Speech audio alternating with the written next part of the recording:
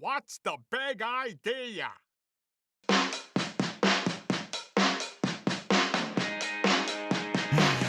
All right, and we are here with episode number. Oh, the camera's on you. Start by. Oh, hey, how's it going? Episode number 22? 21. Hey. Episode 21, and this one is about how to handle a toxic teammate. Because I think there's one thing every athlete, parent, and coach can all come together on, and that is that there are toxic teammates in volleyball, and it's It sucks when you have more than one of them. yeah, it's Which funny. It's in most cases you do. yeah. Well, I shouldn't say. Usually, I think in the toxic world, that usually the one will win out. Like, so there's lesser, like, there's one dominant. In terms of toxicity? Yeah, if there's toxicity, there's usually the one dominant toxic player and the others who follow. Well, it's probably because inherently they don't want to they kind of know that they're being toxic in a way. So if someone is willing to be the toxicity captain, that kind of takes the attention off them. I don't know if they know they're toxic. I think that most toxic people think they're right. No, I don't think they know they do. Yeah. So I mean, the first thing to probably get into is like, so what are the roots of toxicity? Because this is why it doesn't like teammates, coaches don't know how to handle it because we're too busy reacting to the symptoms of toxicity. Yeah. And we think, idiot, jerk, and we come back at them. But really the issue is like if people had an understanding, of where toxicity is based in, I think they might have a different approach to it. So what do you think? Where would you say toxicity comes from? I tend to think that it comes from some form of pain that person's in. Mm-hmm. I've been toxic or I've been an asshole before, and it's usually when we don't swear on the show, Eric. Oh man. Remember? Is that a rule now? It is a rule now. It's okay. Official. Because we're trying to get younger people to listen to the show, and let's face it, younger people don't swear. Yeah, they don't swear, but we're trying to prep them for life, and assholes exist. So, what did I say again? Just say. Sorry. Just say sphincter. Okay. Sounds worse. Way worse. Okay, I'll try not to swear. Sorry. A-hole. I think you can say a-hole. Or butthole. Or bum. No, that's so all these a-holes. Sorry. That sounds or jerks. Jerks. I'll say jerks. Yeah. I will try to say jerks, okay. And I will not say the S word. Good. That has to do with feces. Good. Yeah, you say that a lot. Yeah, that's too tough much. One. Okay, so you're saying the toxic players come from? Yeah, I think they have some form of pain that they're in, mm-hmm. and it's a way to cope with it, and it's a way to balance the equation in a way. That's what I tend to think. What do you mean by balance the equation? Well, it's a way to, so if you're in pain, when we're in pain, what do? We take an Advil, if you're an adult, you drink or something to distract from pain. So this could be... This is your advice? No, not my advice.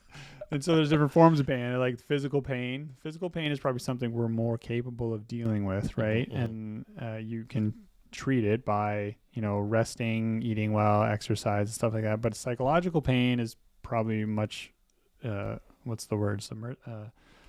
I forget the word, but it's more difficult to deal with because it's not as simple as physical, right? And so it has to do with your social connections or whatever. Yeah, social connections, right? So I think in that one, it's just about, and I think we've all done this before where we've been slighted, and what do we find ourselves doing later on in the day? That slight gets paid forward. We then do it to someone else, right? Mm-hmm. And now you have this whole toxic cascade going around amongst your group, or you interact with a stranger. Maybe you're more likely to do it with a stranger, to be an asshole because you're not going to see them ever again. And now you've dumped that energy into them, and then it goes on and on. So I think that you'll probably get that on a court, and especially if, they're the players, they think it's all about winning or something, and then you have a few bad points, or even that player has a few bad points, right? Mm-hmm. Where they shank a ball, and then you see the player turn to the player beside them and be like giving them advice all of a sudden on where to stand on serve receive, or who knows, right? Because they are having a difficult time accepting the fact that they made a mistake, or that they weren't in focus at that moment and then they made a bad pass. So it's just deflecting away. Right. I think a lot of this is it's an attempt to look away from what is really happening in that person's core or whatever, right? So they don't want to confront it, essentially. Mm-hmm. So you just deflect away and by blaming someone else. Whereas the tough thing to do is I don't think it can really be done in the game. That's the crappy thing. Because I think it has to be done, before or after, to sit and think of, why was I acting like that on the court, or and it's probably not even a thing that they can do. Like if they're not going to sit and reflect on it. No, they're usually not. And if they do, I mean, so often like we're wrong anyway in our assumptions about ourselves. Like, so toxic players aren't really good at self-analysis. That's why they are toxic. So I mean, like if I were to get into like why I think toxicity exists, I mean, it's not even really a theory, but self-loathing, right? Like if you are a person who doesn't like yourself very much, you tend to but you're not accepting that self. No, you're not. It's easier to make yourself feel better about yourself by belittling others, right? It's a power play thing, like where if you feel a little powerless, then you're going to exert power over other people to make yourself feel better. So that's where a lot of toxicity stems from in people. So you have to be very careful when you're talking about these issues, because I don't like the approach where people say, just that person's a bully, let's beat the crap out of them, or that kid's a real a-hole, or that kid, when adults are talking this way about kids. The problem with that is that we're not understanding that kid might be getting, you don't know what happening to them somewhere else in some other part of their world, right? It could be verbally, like, so the one that's most prevalent today, I think, like, of course there are kids who get the classic is the schoolyard bully, right? So that kid that beats up other kids at school, and everybody hates that kid, but they don't know that when that kid gets home, someone kicks the crap out of them. Yeah. So whatever type of abuse you're facing in another area of your life, that's generally the type of abuse you give to other people. So today, the reason what we're seeing most is the toxic teammates who are speaking and saying bad things, like you were saying, belittling other teammates, blaming them for everything.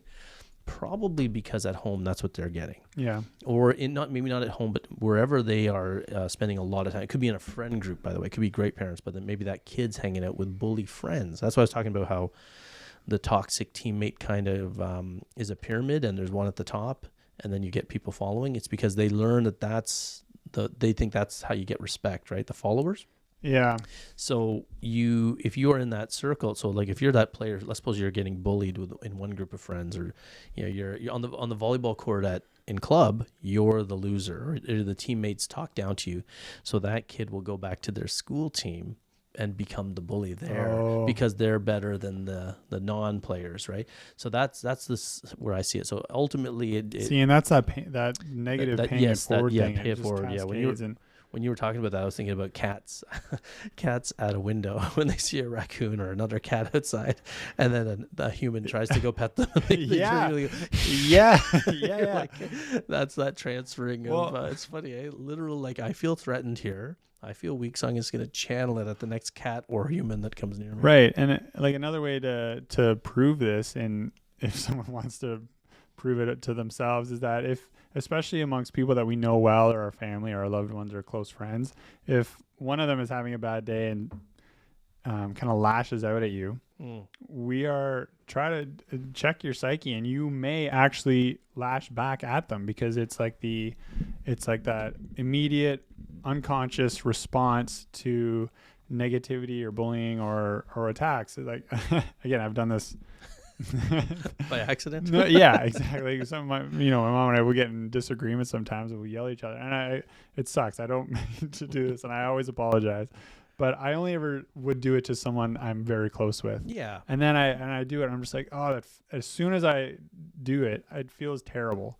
Right. And then it's usually, I'm better now as an adult. I'll apologize in the moment. Whereas when I was a kid, I would like storm away. And then like 10 minutes later, I would like go back and apologize, or like I'd write an apology letter. I used to do that as a kid. It's funny. Interesting. Yeah.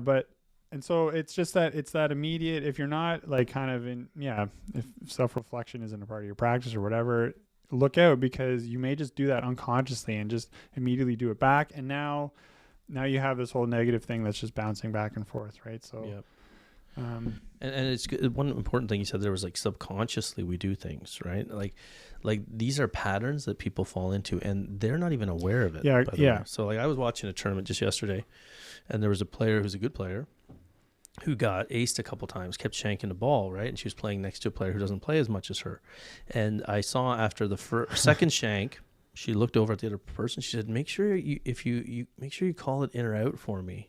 Yeah. So literal, just, or that player who always does a very public gesture to the setter, like, "Oh, higher," so the whole gym can see it, or like, "Oh, push it in," and they do it. So they have, and why are you making the animated gestures?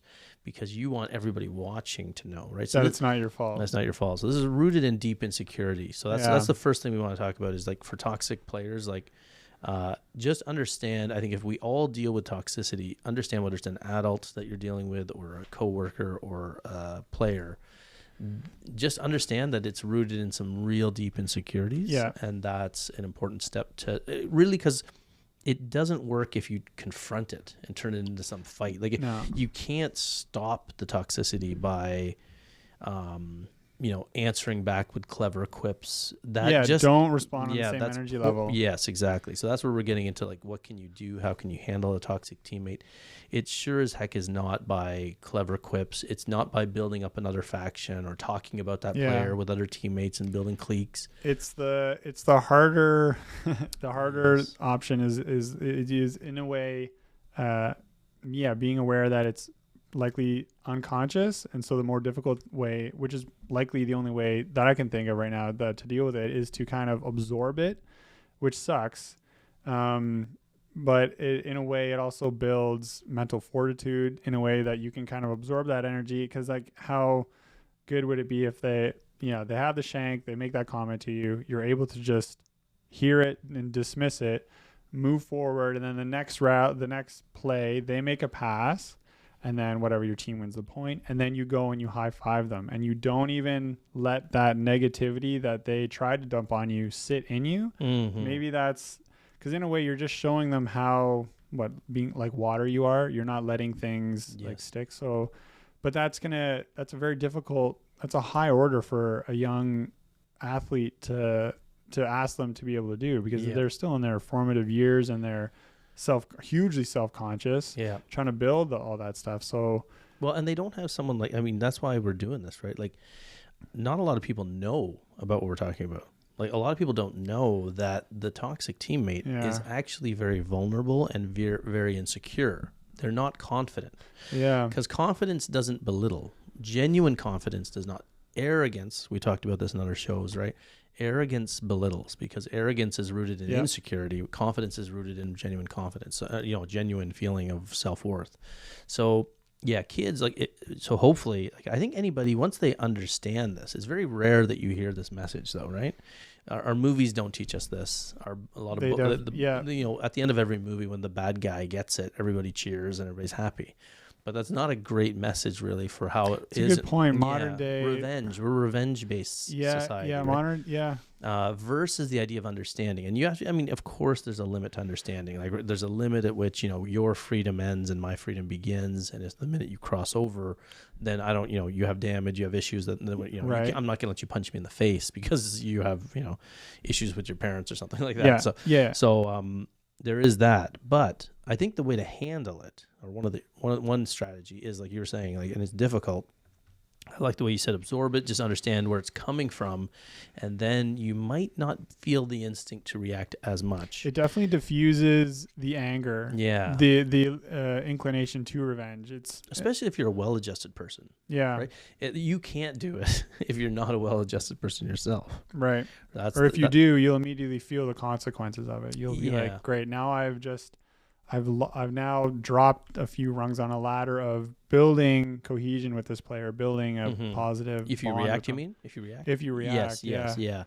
So it's interesting. Yeah. And it's hard because I think if you have two people that are like non-well-adjusted, non-confident people, then it gets but that's where that power structure I was talking about, that's why one eventually will overtake. Like it's almost like the more miserable the person is, or the more damage they have or insecurities, the more they have to cling to power, and they will stomp on the second in command, you know what I'm saying? Yep. And there tends to be that leader. They're dealing with their pain by kind of following with them. So the more pain there is, the more they need that position. That answer, if we are more in our movies and stuff like that, if we are revenge based, that's also proof of that, is that in a way we're all somewhat hurt. So we may not all be bullies, but there may be a spectrum or a range of where we fall on this, right? Where, whether very self-aware and self-established psychologically speaking, and then on the far end is we're a bully, we're in pain, we're like being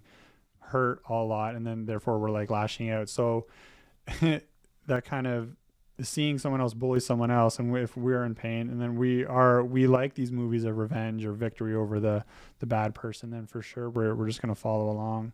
I say that the funny thing about Hollywood movies is that the most powerful stuff is the stuff we barely notice. So like I used to always, like when I was watching movies with my kids when we were little, or there was a cartoon or an action movie, and I'd say, oh, that's great that guy died, eh? That guy deserved to die. And then we'd all laugh about how silly that notion is. Right. Because we just, as an audience, we gloss over, we want bad things to happen to bad people. There's no compassion. That's by design. Like Hollywood loves to make us think on the superficial level of good guy, bad guy. Yeah. Right? Where in real life, we're all living in our own little stories. Right? Like, you're living your life, and to you, that's your movie. Well, and I'm living my life, right? And I'm living my story. And the weird stuff happens when we, like this person is treating me, the star of the movie, this way. So we bring out this revenge-based stuff that we have been conditioned to, right? Our society isn't, one of, let's discuss this, let's work this out, let me hear where you're coming from. It's like, oh, you've done bad, I'm going to hit you in the head with a hammer. And that's what makes an incredibly captivating drama, is when you can actually start to understand, is it the antagonist? Is that the bad person? Yes, antagonist, yeah. When you start to understand their story of protagonist and antagonist. Okay, so I was thinking muscle is the antagonist, muscle is the opposite of that. Yeah. Right. But yeah, when you start to understand their story, when the director goes into that, or the screenplay or the writer, then that's, personally speaking, like that's when those movies really are captivating in a way. I'm just thinking like The Dark Knight and the Joker. Yes. And then you understand why. So that's the deep movie you went to. Yeah, well, that's a good one. It is. Yeah, the Joker the Joker was a great one because it went more into. The Joker was because that went into the sympathy. See, I'm using that to build. Yes, good. Yes, you were comparing the Dark Knight versus the Joker. No, I was just. Okay. I guess I was considering the Dark Knight, while also considering the Joker as a prelude, which it was. Prequel. Yeah. Prequel. Yeah. Yeah. No, that was cool because it was exploring. That's why that's what people don't understand. And Hollywood, I think they intentionally don't like to go into detail. They don't like this because that would make us also look at other things in the world like that. They don't like us to examine things too deeply, right? Hollywood, it's a big industry, and it's based on sales. And a way that we cope with stuff is by buying stuff, going to watching movies, distracting our brains, turning them off in a way so we don't look inward. Yeah, that's what consumerism is rooted in. Yeah, we buy things to make us happy. The more miserable we are, the more the more guilty we feel, and the more money other people make off that misery. And I was when I was teaching, we're getting into it. It's not really political. Well, but it is tied with this. It is tied with this because this is where a lot of I see young players today, and they're worried about what they're wearing. They're worried about what other kids are wearing. They're worried about what other kids look like. What's cool, what's not. It's always been the way. Holy. But when you have social media and the phones telling kids what's cool and what's not, and when you make them super insecure because of their social media feeds, you're giving bullies more ammo. Then you're giving bullies more of a reason. You're not wearing this. Well, ammo, but also it's more of a reason like they hate themselves more. Oh, right. You're ramping up the insecurity, which is going to cause this stuff happening more and more. And this is why it's no coincidence, folks, that we have toxicity coming out the wazoo Is this across rampant? all of society, right? Not Yeah, just yeah. in volleyball is just a microcosm. Well, our volleyball players are becoming, they're people of They're society. we're just part of society. But this is why we're seeing toxicity across the board everywhere increase. People online losing their minds when someone disagrees with them. Yeah. It's because of insecurity, right? A confident person welcomes other viewpoints, welcomes other ideas, even sees an opportunity to, get along with teammates who are less experienced and understanding of why that player doesn't pass as well as you, because they're not playing 5 nights a week, right? Yeah. So it's an interesting thing that it's very difficult for someone growing up in our society to practice the art of thinking of the other person's perspective. I think that's what's dying. Yeah. And this is where, we as the victim of a toxic person, we're not looking at the toxic person and saying, wow, I wonder what got them here. And the toxic person is not looking within themselves and thinking that, like, why am I so grumpy? Why am I so miserable? Why am I so mean to others? And also, on the other hand, they're not looking at the people they're insulting as to, reasons why they might be worse than them or something.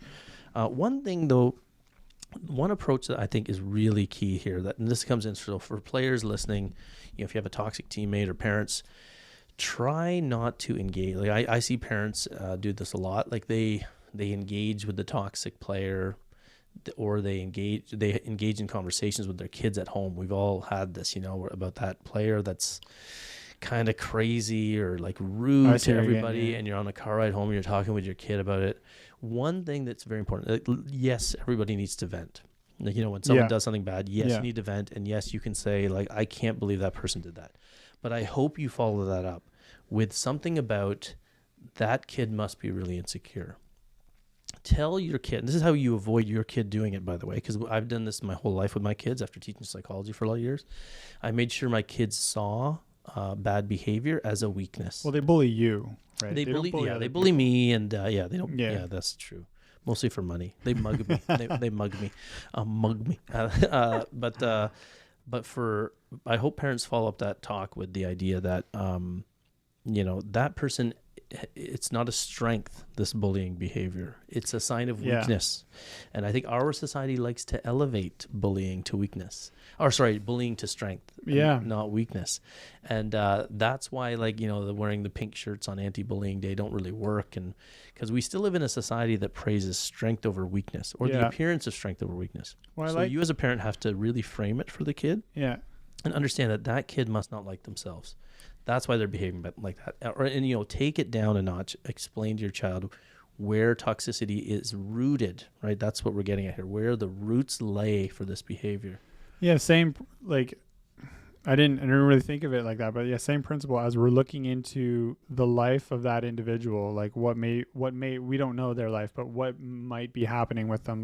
Because inherently, I don't think we as humans want to be mean to other people. I don't think we want to, because if you look at our genetics and evolution, we depended on social cohesion, and because if you're gonna be like that, then you'll be expelled from the tribe or whatever, and then so socially speaking, I don't think it is a flaw in a way. But now, so not only looking at the individual but the people around them, so the parents, that is huge, because what is forming these kids, right? And so in their family or whatever. So that's a big thing, because those car ride conversations are going to happen. Because venting is really important. Talking about any difficult thing in life is, hopefully you have someone to talk to, because it helps. And it just it's so immersive, right? What the household that the parent sets up is immersive. It's like you're the swimming pool and that kid's swimming in it. Yeah. So if the water is tainted with stuff, the kid's gonna be swimming in that, surrounded by that, swallow it by accident. I don't know where I was going with it. Drown in it. Yeah. They're gonna drown in your pool of hatred. No. So you just need to make sure. That's quite the metaphor. Yeah. You need to check the pool temperature. You need to make sure that don't overchlorinate. Yeah. So you can let the kid vent, and you can vent, and you can say, that was really, I can't believe that happened. Yeah. One good little trick, by the way, parents, is sometimes try this on the car ride home. When your kid's talking about something, try the active listening approach. When I was counseling, I learned active listening. It's so cool to try. So just say, your kid, whatever your kid's saying to you, try to word it back to them in a reworded thing. Like, so if they say, man, that practice was awful, and you just say, oh, you didn't have fun at practice tonight, and they'll say, yeah, like the coach was, or the player, there was a player on my team and he or she was blah blah blah, and like, oh, Right, so that, the trouble with that player, and then just let them keep going, and it's pretty fascinating.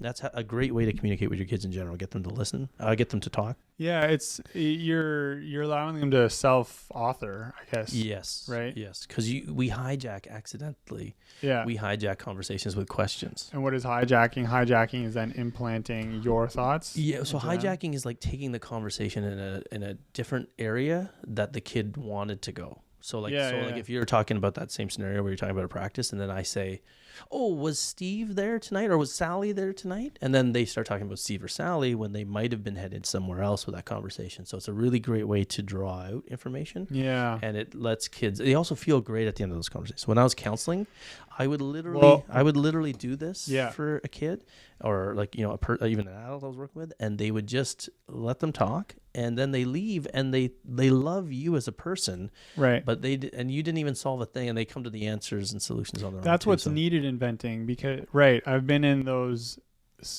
places where I go to vent with someone, and then it just turns into I guess like an echo chamber in a way. Right. They're just like, and then the next thing you know, it's not venting, it's just gossip, and it's hating on other people. I'm like, wait a second, this isn't where I wanted it to go, or whatever, right? Yes, but that's... And then you kind of see... Yeah. That's why it's tough to find the balance between venting and like there is productive venting, where you need to talk about how poor, like I said, someone's rights are trampling on your rights. Their right to enjoy a moment is trampling on your right to enjoy. Like, they have their psychological needs, and you have your psychological needs, and if their needs are now lashing out and resulting in your pain and suffering, that's not fair. So so there's a time that we do things to meet our psychological needs, but the minute those the behaviors associated with that need override someone else's needs, that's where we have a problem. So I think that parents and coaches and players, like, no matter who's listening to this, if you can understand that it's toxic behavior is rooted in, as a first step, toxic behavior is rooted in pain and suffering, and a lot of self-loathing and insecurity. That's huge, because once you understand that, it changes probably how you're going to react to that person. Yeah.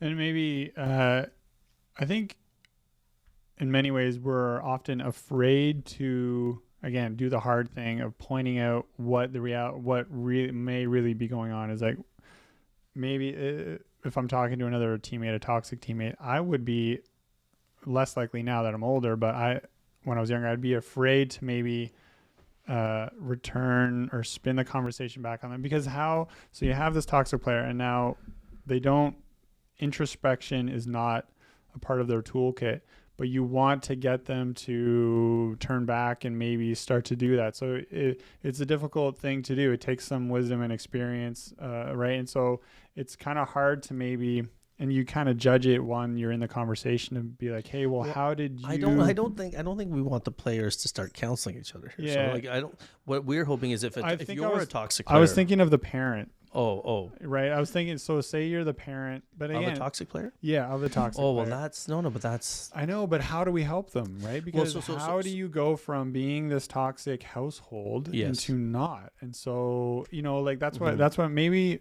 when I was talking about there being a spectrum or a range, like, I don't think, like, we're born toxic and then that's it for our lives. And surely that's the case. So I've known... No. We have a specific story, and the player back in high school, and we actually know that it was a family of abuse and like drug abuse and stuff like that. And then he was a difficult player on the court, and he was even older by 2 years, because I think he was held back a grade. Phenomenal player, but he had these outbursts and stuff. And he had a wonderful coach who helped him, who was exactly that. He was someone who could absorb it and just he would only return compassion to that player and discipline. Right. And so there was like still hard rules, but he would still absorb the negative and kind of only give back positive or discipline or structure. Right. Because maybe that's what he lacked. But so that's just it. It's not a condemnation if if you are toxic, it's then you're forever inevitable. No. Yeah. Right. There is a turning point, and it takes life experience, and it takes and people, maybe things that speed it up are those people you meet who can give you compassion and absorb the negative. Well, that's what we're talking about. So like the help isn't the teammate or someone even talking with them. The help is episodes like this are hopefully, if you are the toxic person, or you think you might be a toxic parent because you have these outbursts and you're self-aware enough to see that it's maybe that's how it starts. You start to question. Well, you said yourself, right? Like all of us, right? You said like we would lash out. We do all of us can be toxic and angry, and then we look back and go, what the hell was that? So that's sort of reflection. But so even someone listening to something like this will understand that this idea that it's a nice thing to know that you're lashing out is rooted in something unhappy within you. Yeah. And it usually stems from, where we're raised, how the circles we hang out in, am I being treated well there, right? Because if I'm being treated well there, then that's sort of the baseline of my behavior outside. How I'm treated at home or in my dominant circle is very much where I'm going to be at most of the time. Right? This is why people marry people, or they get in relationships that's very much echo what they were raised in as children. It's because psychologically we go to that. We go back to that baseline. Yeah. That's what we feel we deserve. I've heard that. So the help comes from, I think, shows like this where people talk about, okay, if you're the toxic person, have some understanding for yourself, because the only way you're going to stop it is to find a root source, even as the individual. And another huge part to helping people who are like the toxic ones is the people around them, right? Because if you're listening to the show and you think you've raised a good kid, or you're a good parent yourself, or you're a good coach, and you're reasonable with people, sometimes we lose our reasonability when we get confronted with insults or someone that's behaviorally a jerk, right? So that, and we get caught up in that game, right, of responding and saying stupid things back, or verbally abusing someone back after they verbally abused us, or threatening them after they've threatened us. And so what are you saying? If you so what I'm saying is to not engage, right? To not engage and be actually friendly, despite, I know it's super hard. Like you said, that is a super hard thing to do. Yeah. It's like Jesus, right? you gotta be like bigger than absorbing them. Yeah. But that really is the answer. That's the only way that behavior will be like, so I can give you great examples from my own children. That's like hilarious stuff. So like so like I'm sure parents listening to this will get this. Your poor kids. You ever have one of your kids at home like be a jerk, okay, like or say something rude to the parent, or one parent or the other parent, and then the other sibling jumps in and says something stupid about them being stupid, and I would look at them and I'd say, if you just shut up right now and sat there, you'd be the angel and they would be the jerk. But you want to steal the jerk cloud from them and share, like, and now so you've engaged now, or you answer back, right? That's the other thing too. If they're in an argument and imagine if one child says to another like some horrible insult, and then the other one just says, and I've said this to them, you should try this. Just say, yeah, you're right. I am ugly. Yeah. I am stupid. I'm sorry. I'm going to try to be smarter. Then instantly, what does the other person do? They apologize. They're like, no. I didn't mean it, right? So the answer is not to be sarcastic. Isn't this the Socratic method? Well, it's answering questions. Socratic method is answering questions. All right, no, sorry, but Socrates, right.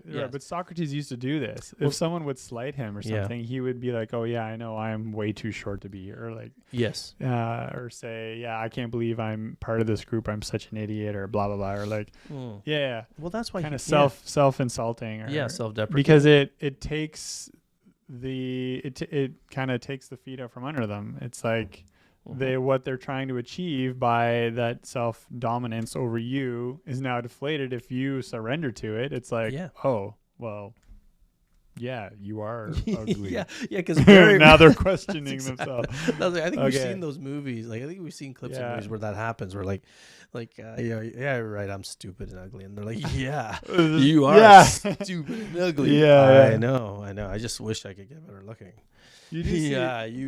You better. It's very disarming. And but 9 times out of 10, what happens in real life is the person feels bad, or they'll say, no, it's okay. I could have done it.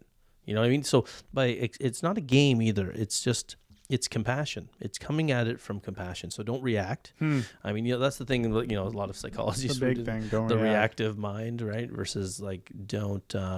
The reactive mind is seldom. It's the easier one. It's easy to react. Like this theme of the show is doing the hard thing. Yeah. And the harder thing in this case, like you said too, is don't react and just maybe react in a self-deprecating way. Yeah. Understanding that this person might need this moment more than you. How about that? That's a pretty good one. This person might need this toxic interaction for their psychological need. Whether you respond or not, or I guess we all respond in a way, whether we say something or not, body language or whatever. Well, I mean, they need to win this interaction. Oh, okay, You know what I mean? yeah. Like it's more important for them, obviously, that they win.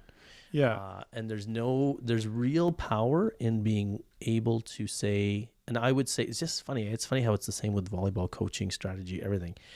The loss, what seems like a loss in the short term is actually a win in the long term. Right. Right. So you doing like receiving the insult, self-deprecating would be a loss to them. It's disarming. But it's actually. Well, no, it would feel like a loss to you, the victim. So in other words, like if you call me ugly, yes, and I go, yeah, you're right, I'm ugly. Or if you say like, if you say like, come on, can't you? Don't you know how to pass? If we put it in a volleyball context. Yeah. And I said, yeah, I'm working on it. I'm trying to get better. I just still struggling with it.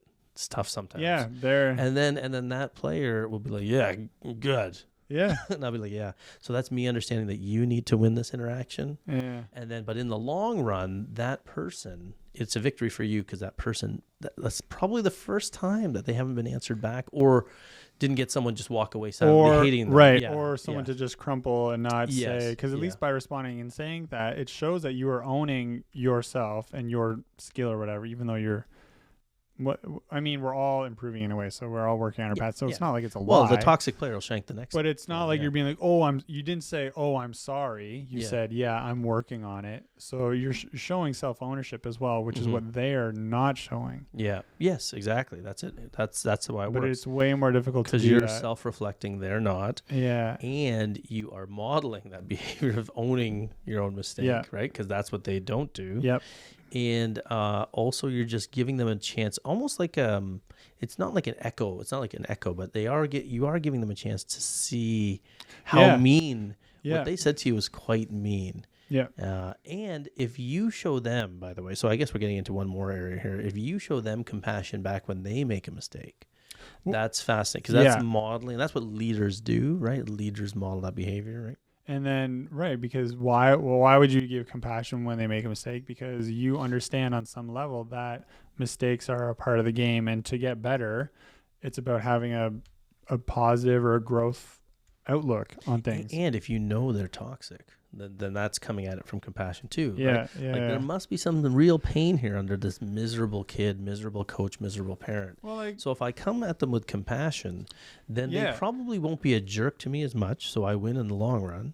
And two, they also need that. Like, let's face it. Well, do you remember? One of the best talk about movies that got into the weeds and was a little deeper. Do you remember Good Will Hunting? Good Will Hunting was yawning. Yeah, no worries. No, sorry, you're yawning. Why? No, I don't know why. I was gonna say this is fascinating stuff here. So what part of Good Will Hunting in general, right? That guy in the movie, he was so poorly behaved. He was a jerk to everyone. He was violent. He was a fighter. He was a bully. And then that movie showed that there was a lot of pain under there. And the only person so the person addressed him first because he like the Robin Williams character confronting Matt Damon. Yeah. And it was so well written by Matt Damon, by the way, and Ben Affleck, right? Because it was like really touching on that this surface behavior is so layered, and that if you show compassion to the nasty person that nobody else shows compassion to, and by the way, there are people that will just keep stabbing you back. Like if you show them compassion and kindness, they'll keep trying to egg you on because that's what they're used to. Yeah. Right? They're used to people being mean to them, and they're used to people hating them. Right. So because then he ends up like self-sabotaging in a way. He he's given this opportunity. Falls back, yep. Yeah, and then he doesn't think Robin Williams will follow through in caring about him, and then yeah, we don't want to ruin the movie, but it's only like 40 years old. But people will go watch it. Right? How old is it? 30 years old? Yeah, it's got to be close to. Is it a 90s? Yeah, the 90s were 30 years ago. Yeah, late 90s. Or, no, it's got to be early 2000s. Yeah, right? yeah. Early 2000s? I don't know. I hope so. 20 years old. Put it in the son. comments section. Tell us in the comments section what year Good Will Hunting came out. But that movie was so good because it showed the depth of toxic behavior and that it's rooted in pain. Right? And it shows the potential that we can all carry, like, because he's a brilliant mind, right? And then how it would have been wasted if he just stayed in that life of abuse. And then that's kind of the hokiness. Like, they got into a bunch of stuff. Genius, but that's right. Hollywood. But the rest of it was good. Like the idea that because what does a brilliant life mean? A brilliant life just means. Well, no. I just mean I'm using that as an analogy as to be. We all have the potential to be better. Yes. Yeah, skilled and we all know when we're trying to develop a skill and we're in the drill and we make a shank, we don't say to ourselves, hopefully you don't, oh, like you go back into the line, you're coming, and as you're in the line getting back, you're not saying, oh, I suck. You're saying, I think a lot of people are. Oh, well, I actually, that's a good point. So in some ways, sometimes but you're trying to think of what you can do, right? So it's, I guess. But you want to get out of that. You're not, you're acknowledging your mistake. You're saying, oh, I did this wrong. So that's a negative thing in a way, but you're also going back and you're going to, ready position, try again, you're going to try and fix what you did. So if you want to improve, you can't, as that serve comes to you, you can't be like, oh, I suck. And then you've reset, you've let that go. Well, again, this is where like parents come in, right? And this is why we're hoping so the voice inside that kid's head is probably going to be the parent's voice, just so you know. So if you are a parent, what are they thinking? Well, if you are a parent that's constantly putting in the negative in the kid's head about what they can do, what they are, or are they on a journey somewhere? Like, are you on a path to getting better? Like, rather than saying, oh, you suck at passing, if you said to your kid, hey, so we want to work on passing these days, right? Or, oh, your passing needs to improve, or your passing needs to get better, or hey, let's work on passing together, right? That work on passing is a lot better than saying you suck at passing because that's a destination. The other one's a process. Right, and work means effort and all that stuff. So, or like, oh, your passing was off today. Right, is much better than saying, or better yet, let them say it. Man, you've never been good at passing. I don't know why you even get in that line every time. Sorry, I should just be a ball tosser. No, but I think it's better even to just not say it because I think the player knows. So sorry, I should 100%. rewind all of that. Don't go up to your kid. Oh, your passing sucked again? Oh man. Or no, what are you gonna do next week? Don't even try to frame it positively. Don't go. So your passing was off today. No, sorry. Well, you could ask your kid how they felt on the court or whatever, but anyway, sorry. But the idea is that a lot of players with these toxic traits there's a lot of deeper stuff going on, and that's why the toxicity comes out and lashes out at other people. And if you can show compassion for it and ownership and sort of not react back in a negative way, it might not get better, but there is one way that I think that you can really fight it. You want to hear this? Some voodoo magic? No. Well, there are who do toxic players never criticize? I frequently, so in my career, and the assertive, confident players, the dominant players, right. So the ones who are getting it done. Yes. Yeah. So in my life, like I've had this happen to me a few times, where people will say that, oh, that player over there is a jerk, and I'll say, I don't know them to be a jerk, but it's because I'm better than them. Right? And even like, my kids, if they're playing, they don't literally just had a discussion with my daughter before we did this show. And we were talking about some toxic people they know. And they said, oh, but she's not like that with me. But she's not like, I don't know if you heard that. But yeah, she doesn't say it to me, but she says to other people. Yeah. So that's because if you are a dominant player, odds are they aren't going to talk to you that way because they look up to you or they respect you or because let's face it, damaged people look for weakness. I think this came up in our toxic coaching, toxic parent thing. They look for the wounded gazelles, right? Like in nature, we look for wounds, we look for vulnerabilities, and we take the path of least resistance. Yeah. So it'd be foolish to go to a great player and start talking. Like, it doesn't even make sense. Yeah. We've seen it a couple times in our life where worse players have talked, but we also know there are delusional people who feel that they're better than they are. It's also more likely that that dominant player has somewhat of a better mindset and they wouldn't Their necessarily body language gives off. Yeah, they may not lash back, but they'll absorb it and just kind of look at them and be like, you know what, I'm good. Like, I'm just gonna keep doing me. But we've obviously seen some players who are skilled, who are actual bullies. You did say this though. You did say my first comment. You said you said the demeanor they give off. You're right, because you're right. There are players who are very good. Who still might get called out, but it's probably because the vibe they give off of openness. Yeah. Like, you know what I mean? There's players who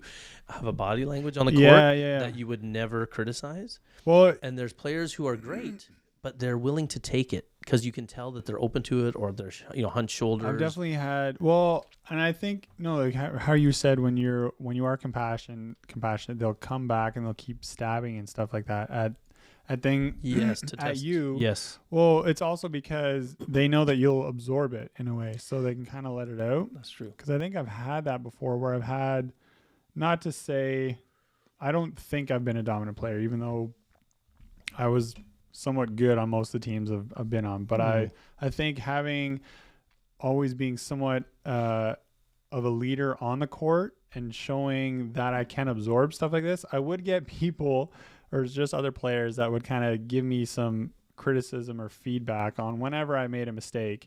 And it would be kind of weird because, like, I'm thinking specifically of, like, if I was a vet on a team and some rookies were saying stuff like this to me, and I would just kind of look and be like, okay, like, why? I don't understand who, like, in a way, you were giving off the vibe that you were open to it. Or and I'm trying not to be arrogant, but I'm like, who are you to be telling me this? And I wouldn't necessarily say that. Yes. But I would just be like, I would just kind of dismiss it. And I'd be like, you know what? Like, okay, like, I'm just going to keep, in a way that's not passive. I don't want to, like, crumple it, because that's not who I am. Like, No. I know who I am on the court, and I'm going to keep doing me. But it's just, funny things you would see, some shit like that. And I don't know. Some stuff like that. Man, some stuff like that. I can't believe that's a swear word, but it is. I know. We should change that. We can. Let's change the rule. Who do we tell us in the YouTube comments who we should write officially? Merriam-Webster. Merriam-Webster dictionary. What's in there? I think that's the no. But you're right. So I think so. And there was something in there that triggered something for me that you said. Compassion to the point, and they'll keep coming back because they know you will take it. So one important point that I forgot in mentioning my compassion thing, and even in Good Will Hunting, the movie, this is going to be like Good Will Hunting is going to become a #1 bestseller again because of us, because all the 300 people who subscribe. It's a good movie. It is a good movie, but there was a confrontation stage, and even as a counselor, they teach you this. Like, yes, you want people to come. Yes, you do the active listening. Yes, you let them vent. Yes, you whatever, maybe not try to problem solve, but listen. And this is the part of the equation that our society doesn't do very well, because we can, some people think that we're going too far into the understanding world, but there needs to have you need to confront the behavior at some point. Right. And usually it happens after you've become their friend. Right. Like, so a counselor in the movie too, like they show this so well, where it's Robin Williams and Matt Damon become kind of friends, and he likes him. And then when that relationship is there, and that trust and that understanding, then you can sort of lay down the law and say, I think you should, and then the recommendations can come. Because if you start to solve early, and parents, this is good advice for you. Who are you to be saying that to them? That's what they're going to be thinking. And also, you just haven't established until you have a great rapport established. So if you are struggling in a relationship with your kid, try that active listening thing we talked about earlier. And then they walk away. This is also, like, by the way, if you ever read How to Win Friends and Influence People, famous book by Dale Carnegie, one of the things is that... I haven't read it. Well, the idea is that you let people talk about themselves. Right? Yeah. So let people talk about, and it will be about themselves, and they'll walk away, even though you haven't said a damn thing about yourself, and just ask them about them or listen to them. They'll be like, "Oh man, I'm a piece of no." They'll walk away thinking you're the best person in the world. Well, right. They'll walk away thinking the listener was so awesome. I love that guy, and they won't know why, but it's because that person let you talk about your life. Yeah. Right. And some people instinctively do this. I think that I've always had this where I take a real genuine interest in people's lives. Yeah. And so when I'm pretty curious that way. That's a skill as well. It's a skill that, like, it is a skill, meaning that you can practice it. Yeah, but it's also weird, and like if you're doing it as a tactic, it's weird. But it is something that I think parents should really do with their kids. I think parents, like, if you can get into less about what you want for your kids and start to listen to what they want to talk about. Right. And that's a big thing we've talked about, like Yeah. living through your kids. And right. And then you can also like, you can have more of an impact. Even if you want to have an impact on your kid, this is sort of the path to do it. Because eventually, if they feel listened to, then they will listen to you. Yeah. You know, or they will be open to listening to you if you're open to listening to them, I guess. Yeah. So the I forget where I was going with the toxic player, but the confrontation part. So yeah. You don't want to be that someone that is just walked over by the bully or walked over by the toxic teammate either. There comes a time where, take some ownership, but I really think the best thing, this is where I was going originally, was the idea is that if you're a player who's stuck with a toxic teammate, or you have a teammate that is just making your life miserable, one of the best things you can do, and I hate to be revenge based, but I have this quality, right, where I like to, in my mind, use that to fuel my training, use that to fuel my, just my mind, right? Not. I mean, I don't want to elevate the hatred of the player either in the people's listening's mind, but you can use some of these things to improve yourself on the court. And then you might notice that through that, when you have perceived improvements in your mind, your behavior, your demeanor changes, your body language changes, and bullies tend to fade away, right? Yeah. And people will stop talking to you. And even if they do, their impact is lessened on you because you are doing these extra things that makes you feel secure. Yeah. I know what you're talking about. That I love how motivation can come from that. And I think it's in that because and strength. Somehow we know that if we get better, were we talking about this? You become undeniable. Mm-hmm. It's like in Kobe and it was in Jordan. Like maybe they did get bullied, or like, they make that one mistake or maybe a few mistakes in a game, and then someone starts, especially in basketball where you can trash talk, so you're right there, right? But then because they're doing that because they're trying to get in your head and they're trying to like break you down so you'll make another mistake so they can beat you, basically. Mm-hmm. So you finish that game, whether it's win or lose, and you can use that because somehow on some level we just know that by getting better and by working harder it's going to affect you less, and you will be, if you dominate the next game and make 0 mistakes, whatever, it doesn't matter if you make 0 or 1 or whatever. Mm-hmm. Yeah, you're undeniable. Like how can that, you can't be bullied. You're bulletproof from it. Yeah. It's less likely to happen. Yeah. We were talking about that in the races. Like this sort of came up in our last 20 questions. We were talking about being undeniable. Like, remember the time where I was telling you I got cut from a soccer team? Yeah. It was weird by a coach who cut me for 3 different things. Yeah. And I was like, that's where I kind of learned to be undeniable. Or even that teacher's college scenario where it was a weird evaluation that he was supposed to go over with me, but he sent it directly to the school. And I was like, and that's where I learned that, okay, there's some things, some things in there that he could say. And, and that's being open too, right? Like you have to understand and own things, but also like, it's just like, if you do everything you can all the time for whatever you want, if it matters to you, then if somebody says something to you, you're doing more than them. Yeah. But I think but the real truth is that your body language changes, and people tend not to. It definitely does. Belittle you. But what are some toxic behaviors? I guess, like, I know we could have talked about this from the top too, but I'm just trying to think of different scenarios, the ways in which insecurity in players manifest. I think the blame thing is huge, right? Like one of the worst things is like when players make mistakes and they want to blame everybody else. That's again rooted in insecurity because they can't accept that they could have done something more. What are other ways? Like there's cliques, right? Forming cliques on teams. Yeah. Like the in-group, the out-group. I think that that's basically same thing. It's like looking for allies. I want people on my team. It's like Lord of the Flies, right? Like the idea that I'm insecure, I need some power here. And sometimes I find with my girls, like my girls are raised like kind of like assertively. They tend to, there's a lot of insecure girls or insecure people are terrified and don't like confident people. I find this too. Boys too. Like there are some young boys who are like bullied or teased because they're quiet and confident by the weak people. In high school you have it all backwards. Yeah. Everybody thinks that the cool party group are the cool kids when you're in high school. But then as you get older, you realize that it was the quiet, confident kids who didn't need to be the loud ones that were like, that's what I talk about with volleyball, right? Like when this came up too, where those coaches who teach their teams to be loud or tell their teams to be loud, and it's all artificial and fake. And to me, whenever I see, like when I see that as a coach, I would just tell my team, serve it to the loudest kid. And then keep serving the loudest kid until that kid is crying. Because to me, it's the louder they are, the more fake it is. Yeah. Unless it's there are genuine people who are loud, of course.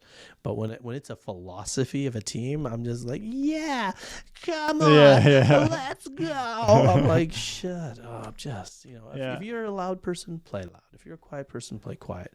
But be undeniable. No matter what you are, be undeniable. And you'll probably notice that you'll get quieter the better you get. Yeah, I think you do. Like I've definitely played against teams where there's been, I think specifically a few players on the other court that are just silent assassins. No.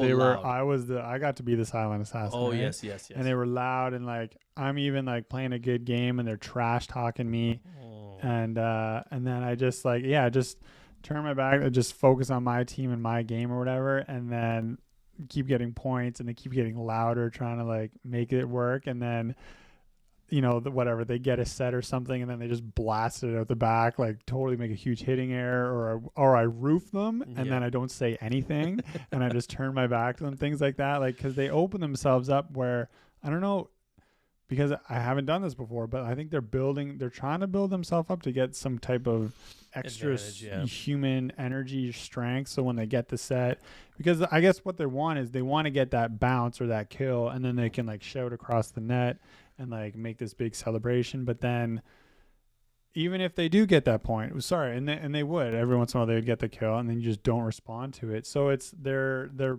putting any energy out in a weird way and hoping it'll come back to them. But then I think it's rooted in insecurity, right? It's just the external. I just didn't match it because I had no need to. My game was working fine. Exactly. Right. Yes, and then that's what it is. You talk about them afterwards. Yep.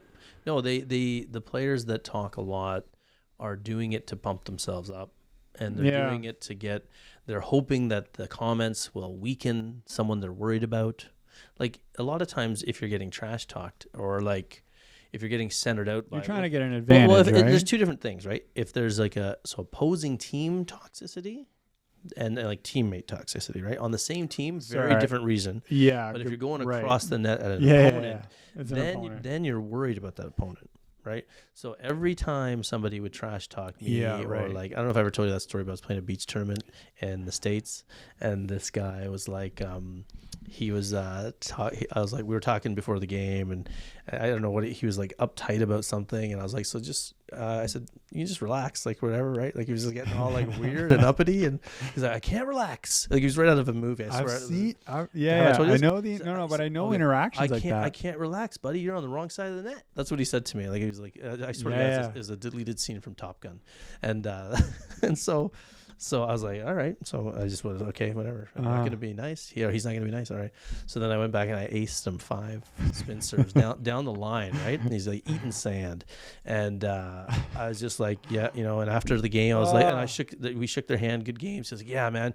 I think I spun serve him to win it too, down the line, or like short serve or something like that. And he goes, yeah, good serves, man.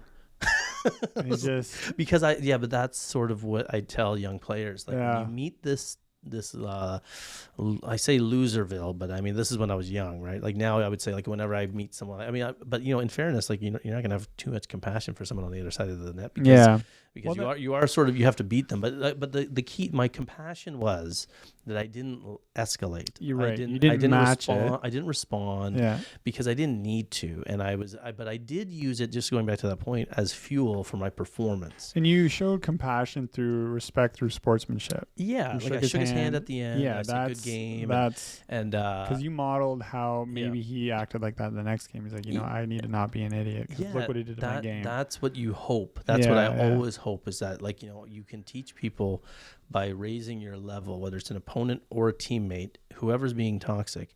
Raising your level is an interesting thing because I'm lucky that way. I don't know if it's lucky or not, because I don't know, maybe it's a bad thing. Like we talked about this, remember, like before, how I have that thing in me that if I do feel disrespected, I don't say much back, but I use it. But you could argue that, is that holding on to toxicity? as I Well, age, is that a good idea?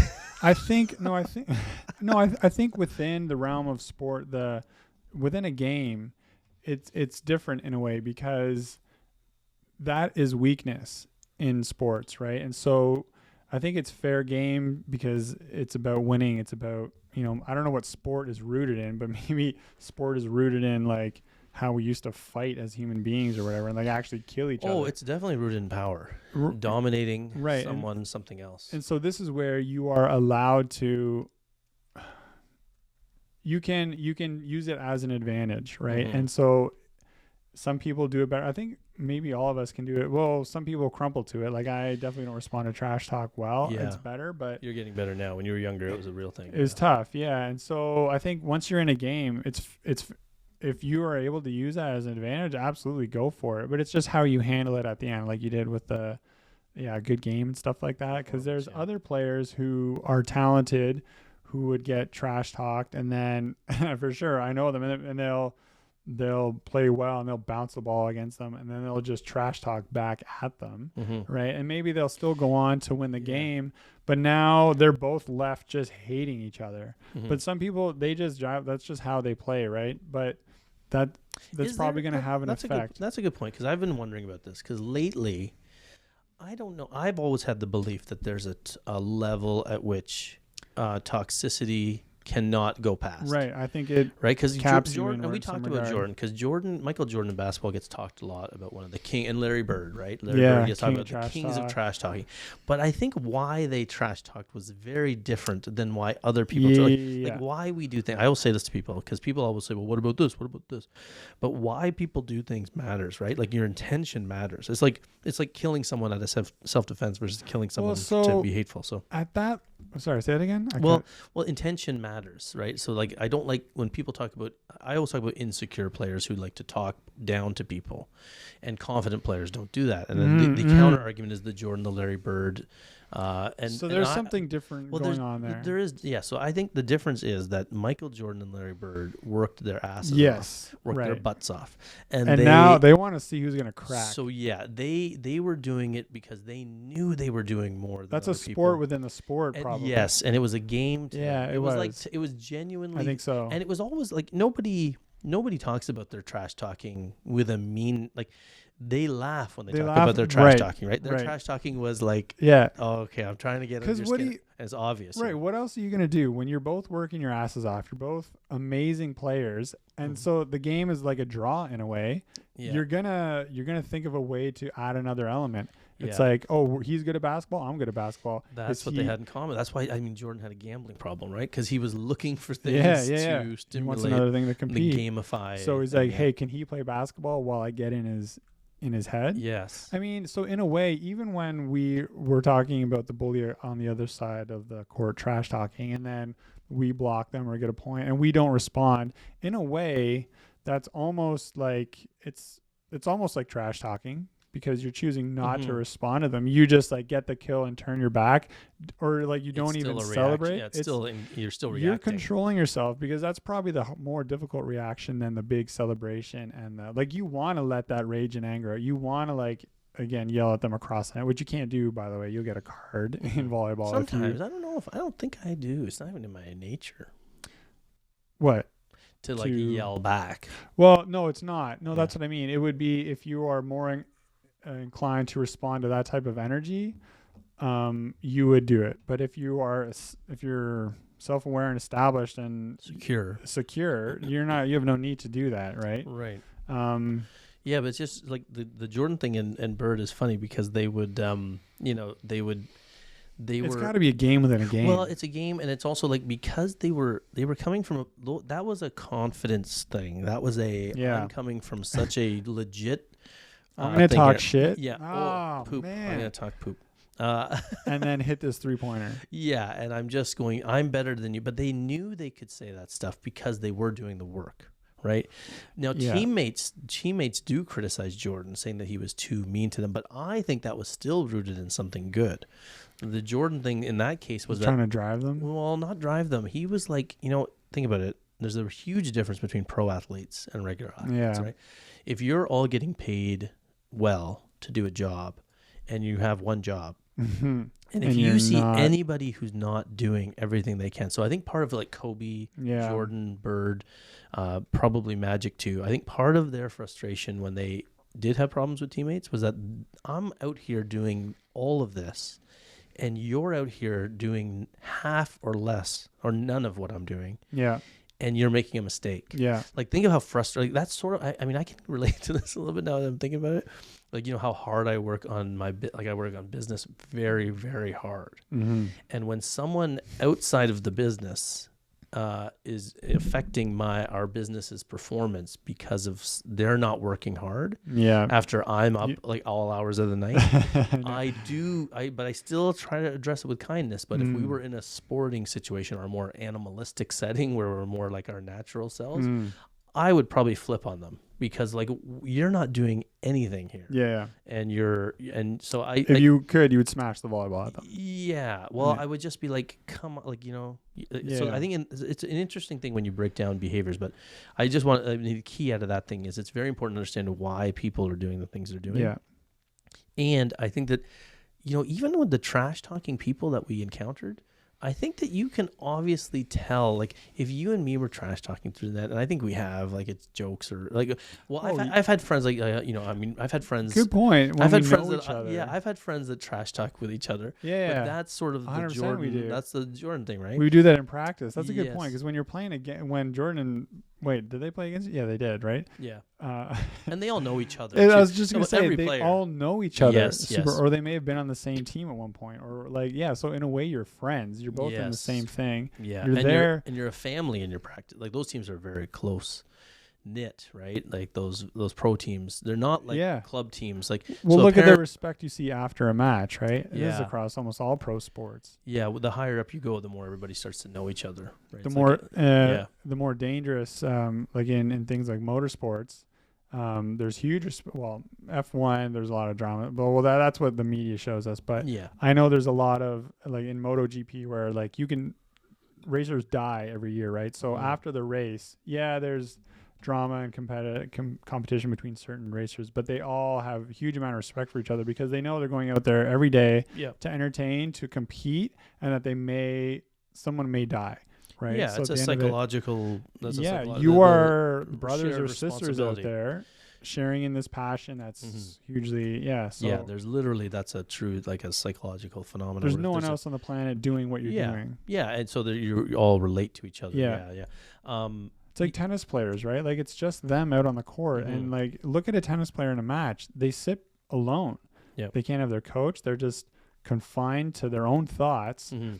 And the closest person, I guess psychologically or whatever, they have all these fans around them, but it's the person who. How long is a tennis court? Like 40 yards? No, it's not that far. I don't know, who cares? Yeah, but like that's their friend, right? And Yeah. they can't even talk to them. Yeah. Right. So after the match, I'm sure there's been some great. Yeah, well, I mean, heads but butting if we and, go back even to that notion, the greatest tennis players don't tend to trash talk too much. The worst ones do. Right. The only exception there was John McEnroe. There's got to, there's John got to be an Mac- exception. John That was McEnroe part of his game, wasn't it? Yeah, it was. He liked to throw off people. Yeah. by doing that. And some people thought that his tirades were rooted in that too. But it's funny. His documentary. This is actually perfect because there's a great John McEnroe documentary where he talks about how much pain he was in. Okay, Emotional pain during those days. So it ties right in with the trash, like the toxic teammate. Someone like John McEnroe, if he was on your volleyball, if kids don't know who John McEnroe is, one of the greatest U.S. tennis players of all time, one of the greatest tennis players ever. If you look him up on YouTube, you'll find highlights of him losing it on tennis courts, and he would still perform. And I always found that fascinating. Even with Djokovic when he was younger, Djokovic would lose it and still win. And I was always baffled by that. But John McEnroe discusses the inner pain that he had, like sort of going back to what we were talking about off the top of it. Toxic Agassi behavior. expressed it in different ways. Yeah, Agassi did it in different ways. Kyrgios.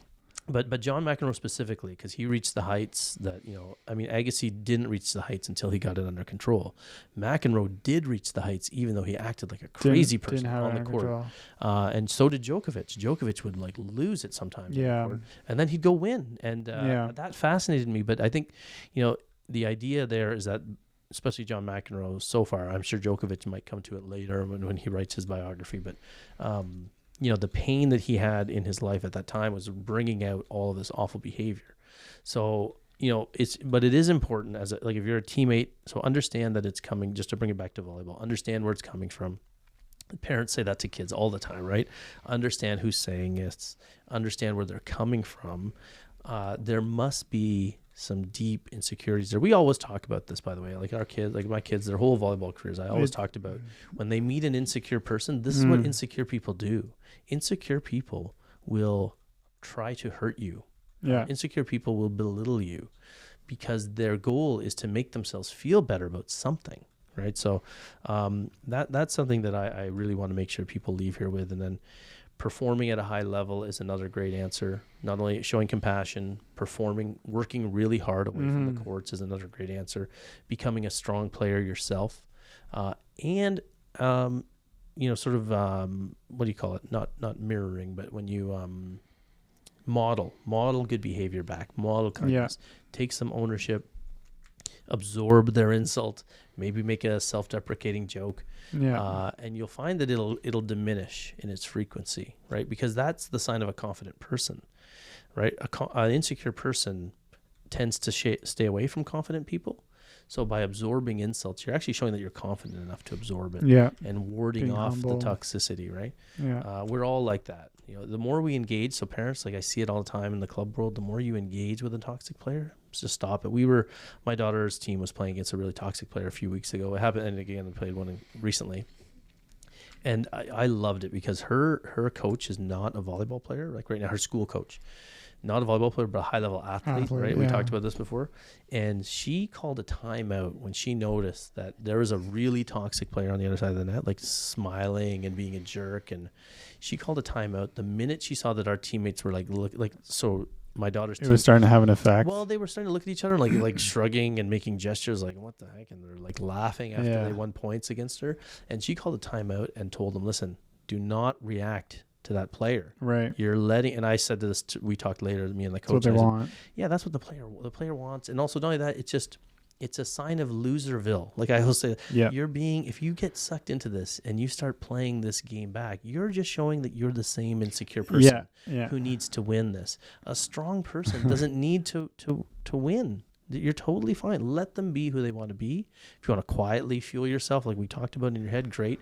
But if you smile after, or if you listen to them and point and like, what the heck is that? Even it's way much harder path, eh? It's a harder path. Yeah, it's hard not to react to everything and be patient. Yeah. So then, say they lost the game, then because that's where the difficulty steps in, where like you do the good thing and you don't respond, you don't react, but then you still lose. Well, the mistake is thinking that the game is the big thing. Okay, right? They're not losing at life. Yeah. Right. Like so, the game is just points. It's a fraction. Like if we live to 80 years old or whatever, right? That is nothing in your life story. The real victory is strength, and that's what we were talking about before. Are we seeing more toxic athletes succeeding at high levels today? I think we see them succeed to a point, but I would submit to you that it's impossible to succeed at the highest levels if you're toxic, because there's something unresolved in you unless you channel. I mean, you can channel toxicity like John McEnroe, right? Well, but that's a way of transmuting it, right? So say, just like we were saying before, we all may be toxic on some level. We're just dealing with it differently, right? Yeah. Whether we probably all are, I guess. Right? I think so. It's just a matter of whether it's externalized by going after other people, or you're internally, you're going after yourself in your own mind, right? I think yours especially toxic. I just did that as a joke. Thanks. Because you just said whether you're going after other people, so then I just.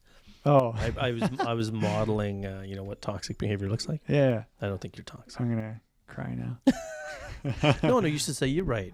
I am toxic. Oh yeah. Sorry. And I'll say right. Yeah. Let's do it. So I'll be like, he looks stupid in that hoodie. The hoodie's stupid. Yeah, I'm pretty stupid looking. Yeah, you are stupid looking.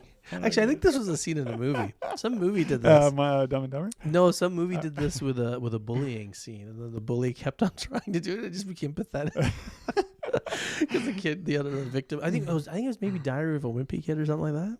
I think there's a Oh, scene yeah, in there yeah. where the kid, I don't know what it is. It might not have been that. I mean, I get this. Like, I started doing this even because I've been balding slowly since I was like 18, and so now it's just like, I think it just stopped. Like, I'm on my last like varsity team. It would always be like a funny joke. I'm like, yep, gonna be bald eventually, and then because I would just shave my head anyways, Yeah, like yeah. or like pretty short. I'm like, yeah, I'm gonna be bald anyway, so I may as well just get used to There this. was nobody else in your varsity team that was balding? No, for sure there was. Yeah. So there was other people would get the little quips too or whatever, but I would definitely get some of them.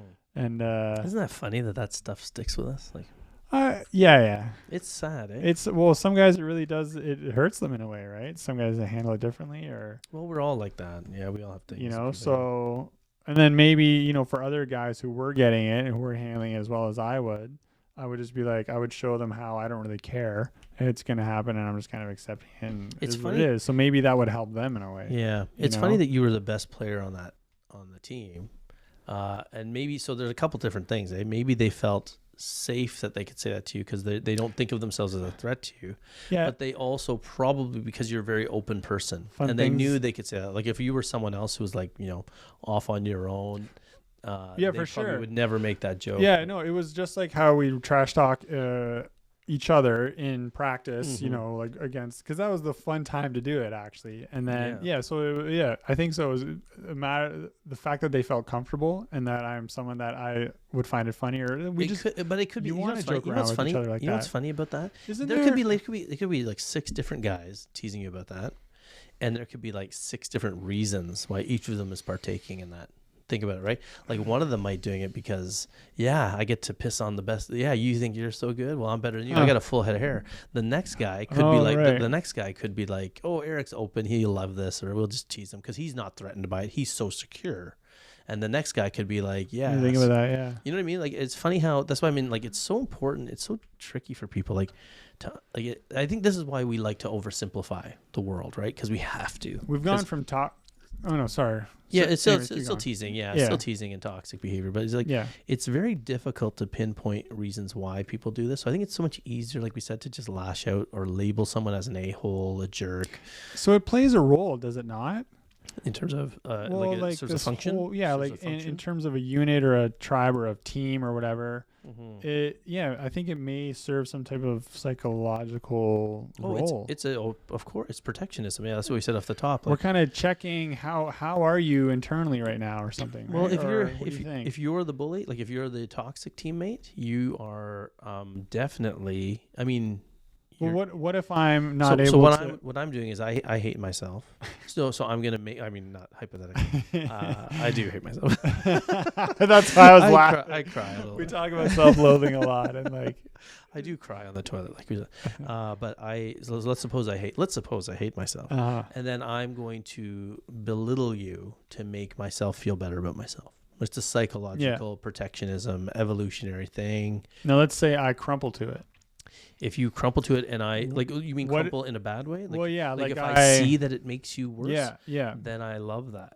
I think if I'm but what does the tribe think? What does the team think? Now, okay, so again. So I'm talking like whole evolutionarily speaking. Well, it's like, oh, maybe they are a weak link or something, right? Yes, so other people will pile on to you because you are weak. And then other people, so here's the other thing, but the main message that humans tend to do, because in a society and in a species that has revered strength, they also will bow down to the head, the queen bee, they call it in girl bullying terms, right? Queen bee was the term or the head jerk if it's like, Lord of the That's Flies. what I mean. So is bullying, does it have some like psychological role that has been around for a long time? Do you think early humans bullied?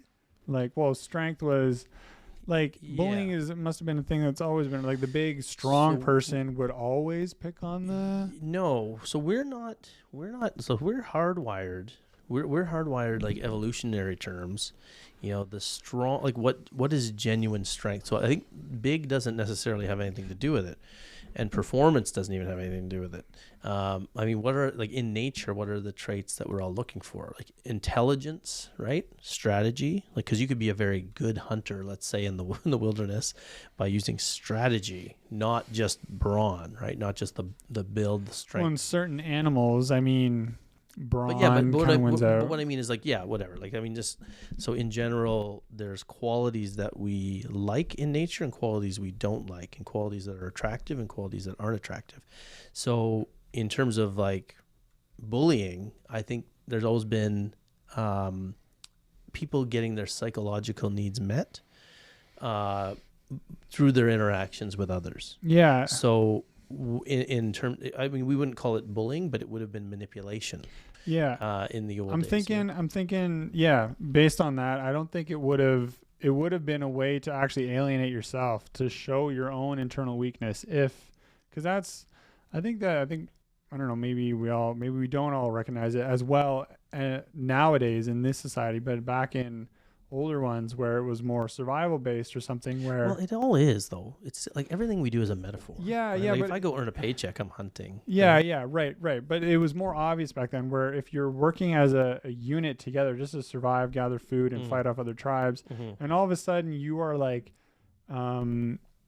picking on. So I think it could maybe, that's what I mean. It may be a way to check in on that person's strength and fortitude, to be like, oh, I see what you're saying. Like pick on them, and then if they are crumpling, I think the first thing would be to then try to help build them up. You know what I mean?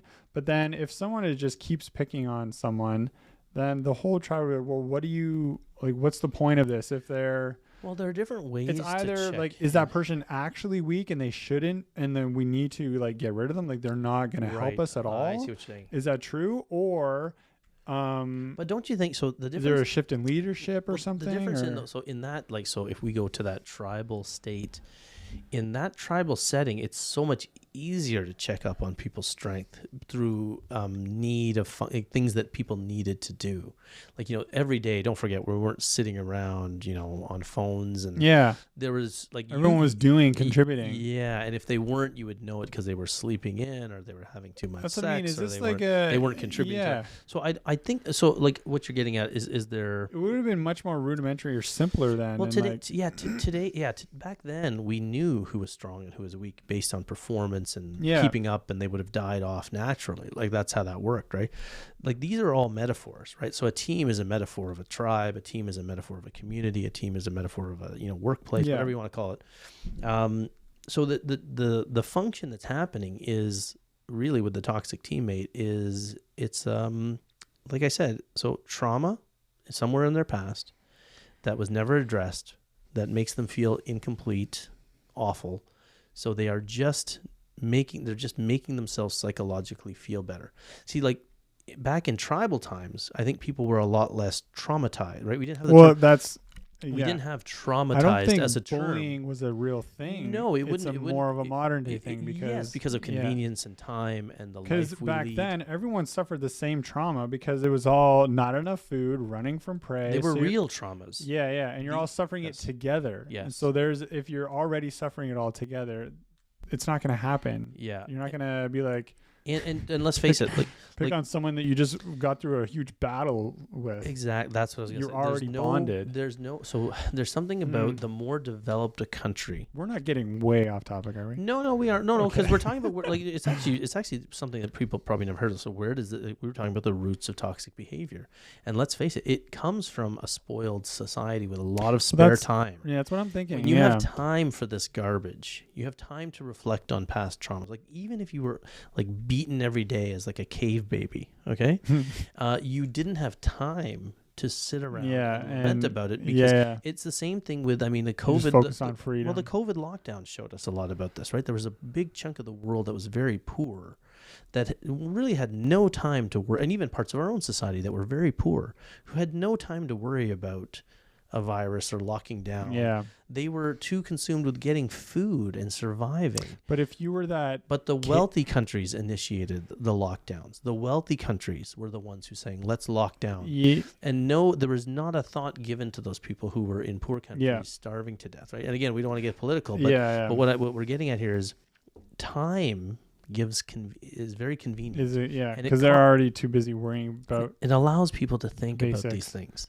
It allows people to they have time to go play recreational volleyball. They Yeah. have time to go into club sports, and now they have a forum to make themselves medicated through their and we poor have actions. we have people of different social status and, you know, economic income and all this stuff. So, you know, but we all are trying to function in a society together, but like we're all going to have, unfortunately, different possible suffering upbringings where we don't have as much, we won't eat as well, or our parents were war survivors and have these weird kind of things about them where they're abusive and stuff like this, Right. or Not weird, but you know. well, yeah, sorry, not weird. It's just we're all not damaged, thought about. Yeah, the damage. Yeah, right. But then you have other families, but there's also people. It's funny because you know that Rich Roll guy. Yeah. So, do you know his story? No, I don't think so. Well, sorry, I'll just talk about it quick because I guess this is a tangent. But like again, so someone who was brought up in a good family, great parents and stuff, had everything you need, but he always felt somewhat like alienated as a kid. And so anyway, he goes on to be a Stanford swimmer, and he becomes a lawyer. But he had like he was engaged, I think, going into college, and then that dropped out because he was also an alcoholic at the same time. So he always felt like different as a teenager growing up. And so swimming was his thing. It was his way to compensate for this weird pain that he had, right? And so he became a good swimmer, but he's also an alcoholic, became a lawyer, and he said he like just got through it. And then like some other major, and then he became a really bad alcoholic, right? And then he eventually had somewhat of an intervention. He's like, thankfully my family was amazing enough that they were able to do this for me. And then I went to rehab for like a year. And then he's like, and then I eventually questioned everything I was doing and just changed my life path, my life purpose, right? And now he's doing his own thing, and it's amazing.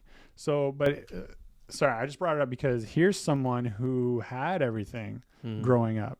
Well, on the surface. See, like he didn't have abusive parents is what I mean. Well, what caused the alcoholism? He just, exactly. No, there's always something. See, that's the thing. See, I'll have to look into that. Yeah, we can't. There's he always talks about something. it. I just haven't. Yeah, no, I know, but there's always something, whether the person knows it or not, or acknowledges it or not. So but you could have great parents. No. Like there's always. That's what I mean. There is always you something. could have great parents. Sorry, what if you were abused by someone somewhere else? Right. There's always trauma. This is what I was trying to get at. Is that say you have great parents, great family, but there could be the pressure of society on you in the way that we have. Like you feel like you don't fit in, or all this other stuff, or like you grow up in a neighborhood and you're still though. I mean, that's what I mean. That could be reason enough. Would it not? No, because see, like how you interact with the society and your view about you not feeling enough for anything. Well, he said he never fit in, so maybe there's bullying going on. Because actually, he's like I would get picked on by other kids and stuff like that. Yeah. But how you respond to all of it? See, like one thing maybe his parents didn't help him cope with it. My kids, not to brag, but they haven't faced any fewer challenges than other kids. But the base from which they're operating, and we remind them of this too, by the way. Like we tell them, you know how lucky you are that you have a stable place here, a safe place, and you know how you guys can tell us just about anything, and that's how it works. So like even maybe he didn't have those opportunities. Don't forget too, people's definition of what a good family is, what a good home is so far, they don't know.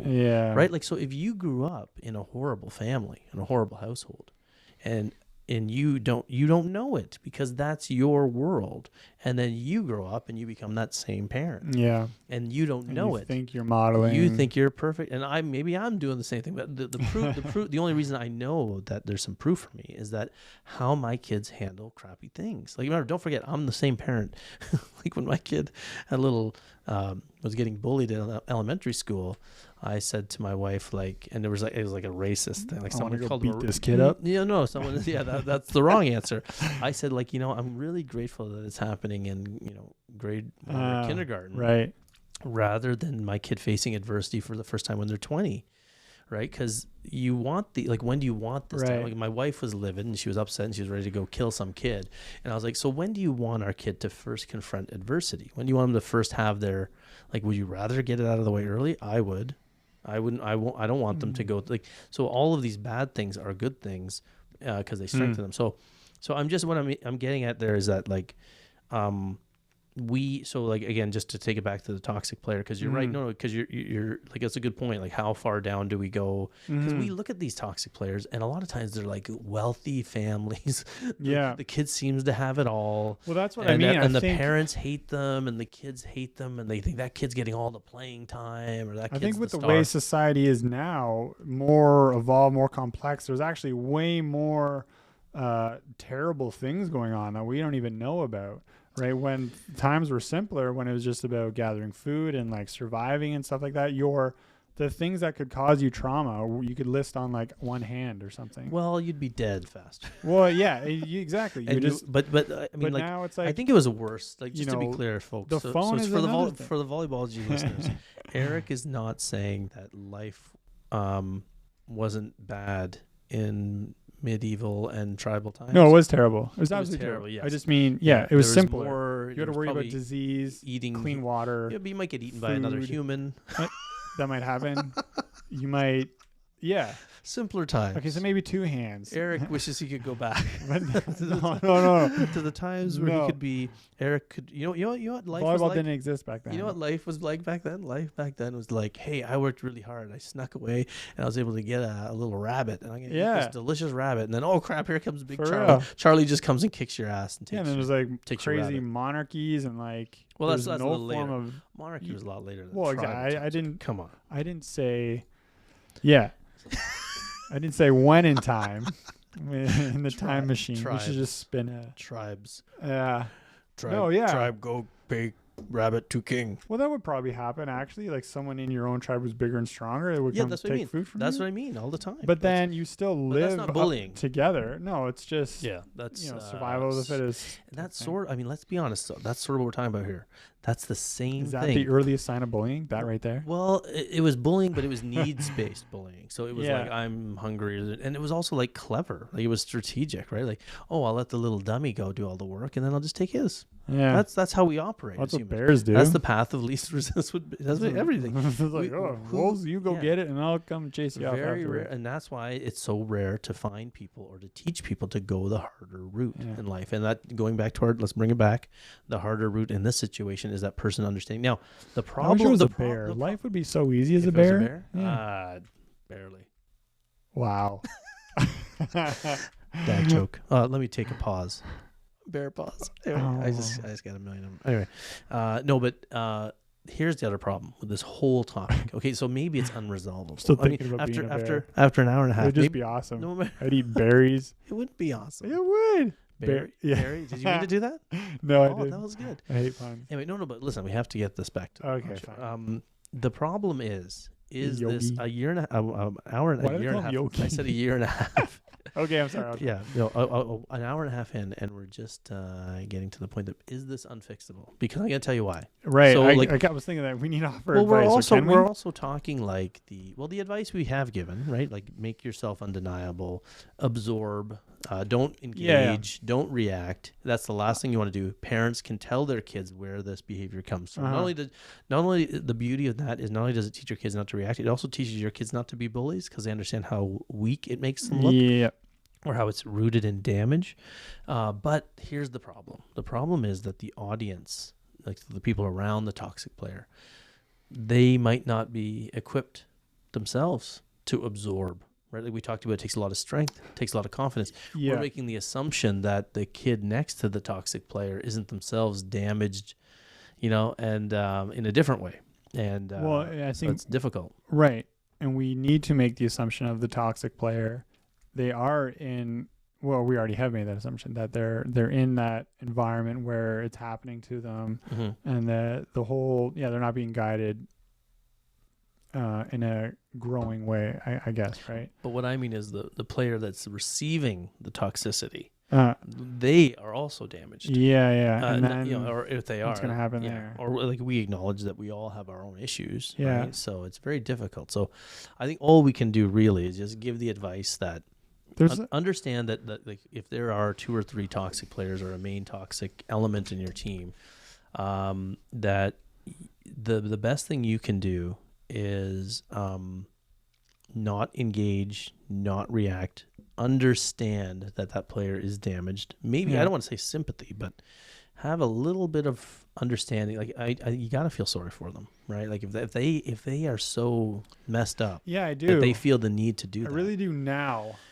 And as then an make older yourself, player. as you mature and as you get older. Of course, when we're young, we're not able to see this, but that's where we come in. That's where parents come in. I think there's some guidance there, and then you can also make yourself a better player. Even without guidance from parents or us passing it on, I think that even as you could be a young adult and just live a really rough friggin' life, and you just kind of learn this on your own. Because about the patience, you mean? Yeah, and finally, when you do grow up, you'll look back on, or you'll see a young kid who's being a bully, and then you will feel that sympathy for them because you will understand this life process and where they are at right now. So that's what I just mean. Their life is always giving you these lessons, right? Mm-hmm. Like, and I think there's even a saying. Well, I think it comes from like not a saying, but it's a general rule in a spiritual practice where people who are suffering more may also are the ones who are more likely to, whether it's Buddhism or whatever, to actually become enlightened. Because the greater the suffering and the pain, the stronger the catalyst to convert that into that's true in a society where there's time for thought and reflection. Yeah. Right. I'm not saying that that's not going to happen with everyone. It's not like everyone who suffers greatly is going to be, because we know that's not true. Well, this is why like the toxic players grow up to be toxic adults, and they can. It's not until it can happen maybe as old people. I think a lot of seniors might sit around and look back on their lives when there's more time for reflection. Yeah. But in the and don't forget, like that's why I think our society likes to keep us busy and miserable. I think right? so Like going too, back to that topic of being consumerism and likes us shopping and buying things to make us happy. So I don't think it's a so like the quote that we talked about earlier in the show was like pain makes man think. Yeah. Thought makes man wise, and wisdom makes life endurable. Yeah.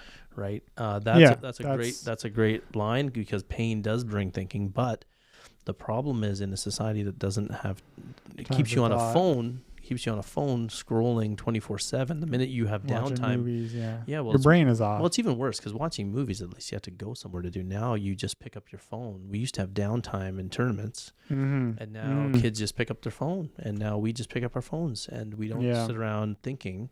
And so a lot of the lessons, like, I mean, you've heard this. Parents, I don't know if you've heard this too, but Steve Jobs and a lot of the tech gurus of the 90s, they said that they don't let their kids have smartphones because they thought that if they had a smartphone, they never would have come up with these ideas. They never would have been inventing. And I told this to my kids the other day, think of all the ideas and thoughts that you didn't have today because you were on your phone for 6 hours or more, some kids, right? Think of all the thoughts you didn't have, reflections that you didn't have because you were on your phone today. That's a good point. And so when you think about that, like, where would your day have gone 30 years ago if you were just sitting around? Would you have played outside? Would you have written something in a diary? Would you have had an idea? The transference now is getting used to a state of that when you are on your phone. I mean, because we're going to evolve, right? And phones are only going to become more and more present. So maybe that will be our new state of boredom, and then maybe ideas can come from that. But I'm not saying we condone phones and we just keep using them like crazy. Because I think not having it and just being bored and letting those ideas come is really important. And that reflection that you talked about, like, the problem today is that we aren't having the wisdom and the pain. You can only turn that into wisdom through some sitting around and thinking. But if your default is alcohol, phone, sex, drugs, that's literally designed to stop that reflection. And so that's the problem. Imagine something terrible happens to you and then you just drink it away and then you wake up whatever, and now you don't even, all of that pain that you could have processed has been deflected. You completely fogged over your mind, right? And then, well, I guess it's gonna become some repressed thing, and then if you do that again, then it's whatever, it'll be anger. You're not addressing it, right? But the underlying pain will come out in moments, in will. bursts, and that's what this is. That's what a toxic teammate Which is, means, to a lesser extent, right? And sometimes to a major extent. It is the lack of dealing with whatever they're going through coming out at you. So parents who are listening who don't have the toxic kid, understand, teach your kid that kid has unresolved crap in their life that is causing them to be a jerk. So, it's cool if you can be compassionate with that, right? It's very powerful to know that. Right. So if that player turns to your kid and says, like, you suck, why are we even playing you? It's very empowering for the other kid to know that kid, the more hurtful the comment, the more pain that kid is in. Well, right. Imagine we educated all of our kids to understand this. It's hard in a world with Hollywood, right? Yeah. Going back to that movie. Yeah. You know what that world would look like? When that villain in that movie drives off the bridge or gets shot, we would cry. We would all be upset for the villain, but they don't show us that other person's life story. We used to ongoing joke in our house was like, in a scene where like there's a main character bursting into a room and like the number one security guard runs over and he's literally called like number one security guard in the script and gets shot in the chest and he dies. Yeah. And I used to say to my kids, imagine if the movie was about that security guard. Yeah. Yeah. And everybody would be like, because it's all backstory, right? If we had the backstory on that person, we would care so much about them. But Hollywood and our world wants us to only think about our story. And we're the guy bursting in with the gun. We're not the security guard. Yeah. So that's literally how we treat other people, right? Like other people on the court are the security guard. And I'm the...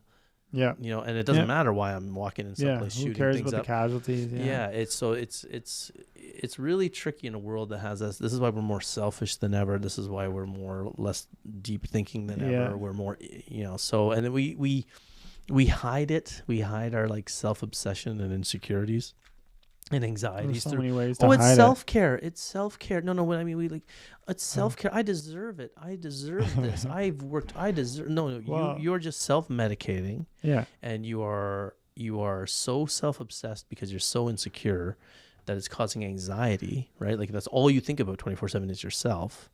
And you're going to spend some me time. That's all you do. Pretty funny. That's all we do, right? People with anxiety will talk about, I need some me time. No. That's all you need some other people time. You need to go help in a homeless shelter. Yeah. You need to go see others suffering. Yeah. See real suffering. See what that tribe was going through 4 million years ago. Like that was like, go check that out. That was real suffering. Your definition of suffering, our definition of suffering is skewed. Right. And I like to get like, again, your kids can have that perspective where like, is this a massive problem? Is this toxic teammate a massive problem? Or is it a small problem that we're making bigger by talking about for, 3 hours in a car ride or 3 hours on a podcast? 3 hours on a podcast. Well, we're trying to minimize it through this long podcast. Yeah. And one day I will not swear.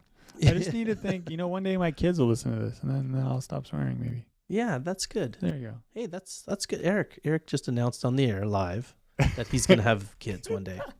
That's a promise, folks. Now Eric has to do it. Makes it weird. Eric has to do it. I have to do it, yeah. You will conceive the child on the show. Yeah, I was making that joke. No. Pixar didn't have it. Okay, so I think that's about it. So the toxic teammate, closing thoughts, Eric? No, I just, I think we summed it up. Yeah, did we? Okay. No, I think so, unless you had something else. No. It's okay to wrap up a show under 2 hours. No, I'm just thinking, did we cover everything? We kind of talked. I did not see the conversation going that way. But. No, me neither. We didn't address, did we, so different types of toxicity or like so we talked about the physical the verbal stuff, obviously. Well, here, I did write down one thing. Okay, and I guess so like what happens when I've been in this situation where I had some good players. So it's varsity. So everyone is whatever 18 to, well, I guess I was old at the time, 18 to 27, or who knows, older, whatever, varsity level volleyball, right? And I have another good player on my team with me, skill-wise, talented, but they have that inclination to be arrogant, I guess, right? And then they kind of have blowouts if someone, because you know how you get in that funk where you're not necessarily, you let the ball hit the court and then that effort, like not everyone hits the court, right? You know, like, because that shouldn't happen. Really, everyone should be in the moment and then like respond to everything, be trying to get the ball up. So whatever, maybe we were on our heels, momentum wasn't going our way. We're all like playing passively. So then I have a talented player.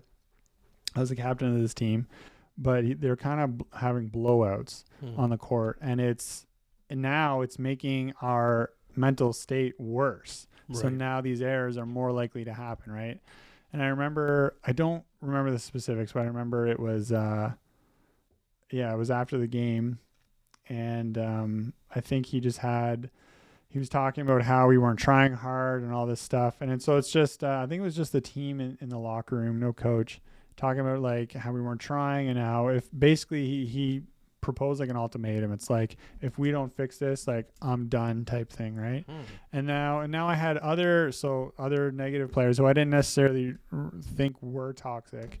Of course, this is the kind of energy they respond to, right? So now they're piping up in the change room, and now they're coming up, and now they're yelling at him. So basically it was a bunch of guys. So they were arguing at the guy. Well, yeah. So now they're calling him and be like, "Oh, okay. No, they're being like, this is ridiculous or whatever. Or you weren't trying hard, or so." That's what I mean. When this type of energy comes out, you'll see whoever else is harboring it. Like you pointed out, like how you may not even be aware of it, right? So now I have someone who I didn't even know was like this. They feel insulted or slighted. Now they're yelling back, and then it's just like, no, like you need to change your attitude or whatever. So, anyways, I had to play. This guy kind of, I think he flunked out after first semester, but the guy who was the problem, the good player. Yeah. Oh yeah, totally. But you know what I mean. So of course he would. Yeah, of course he would, because so that felt no responsibility. Yes, that's it. See, he has no responsibility, and the idea is very to much distance, there for himself. Like we talked about with the player who does the verbal, like the very visible, like get the ball higher, or why didn't you tell me it was out? Like so the audience, this person's trying to distance themselves from the lack of success. Right, we went 18-0 that season. Yeah, but what? Oh, okay, interesting. Yeah, but still, they're trying to distance themselves from whatever the mistakes are happening. Right, that's why that person said that. Right, and they flunked out because that same lack of accountability. Yeah. Right? If you're always blaming everybody else, then that means that you will never have the introspection we talked about. You'll never learn the lessons, and you won't change your behavior. And that's what toxic players, that's why we talked about, can they succeed at the highest levels? I would submit no. Yeah. You cannot hold on to that toxicity and succeed. You might get to the highest level, but you'll get your ass kicked by people who are not, people who are highly accountable for themselves. Right. They don't lash out at other people, and they tend to do better in life, right? Because they accept responsibility, right? Okay, and so that, I guess that's the next part of the thing, is that I recall even in that moment, knowing that I'm a leader on the court, because next day we're practicing or whatever, how can I just remember thinking and not coming up with a solution, or maybe what I did was the best solution I could do at the time. I'm sure it was. You were quiet. Well, exactly. I'm like, do I intervene? Do I try to step in? And I think I did to some degree, but like I kind of knew my boundaries, and I kind of knew that like if I cross this line, meaning if I start to reflect his energy back at him, it's just going to push him further away. Right. And now it's also going to make me an enemy to him, and now he's not going to confide in me, or not. I don't think there's a lot of confiding, but it's just like, is he not going to trust me? Mm-hmm. You know what I mean? Is he, or am I going to compromise our... Yeah, your friendship will be ruined, yeah. Yeah, or just like the team chemistry and stuff like that, right? And so I didn't really know, and I don't really know now, because I guess I was worried that I don't want to be too passive. I don't want to just allow tyrants to tirade. Yeah. But... I don't think you were passive. I think that's very... Like, probably what you did was like... You realize, like what we talked about, like you let it happen, right? And just you let them show themselves, and let them, let them, and I mean, the myth in our society too is that leaders are these really vocal people, right? I think like, that's again Hollywood, like, and all this stuff. I'm gonna make a great Captain America speech or something. Like the leaders in real life, going back to, but going back to tribal situations too, or whatever. Leaders in real life, in real situations, are just, they work harder and they perform better. Okay, that's it. and people admire that. You don't need to, and they also practice some restraint, right? Like better means all of these things, right? Restraint, wisdom, right, and quiet leaders exist, right? Like this idea, this myth that your leader on the team has to be the most vocal. It's so garbage. No, your leader on the team has to have a certain, someone that you look at and they make you feel stronger because of their presence, right? There's an energy people give off by the way they stand, by the way they perform, and how they handle failure, right? That's number one thing. So by you being quiet in that moment, I think that's very powerful stuff, right? Some of the best captains in sports, it comes up, you hear that all the time. Players will defend their captains who aren't vocal. And they'll say, no, he leads by example, right? That's the number one thing. Number one thing a coach can say about a player, like at the highest level, he really leads by example, or she really leads by example.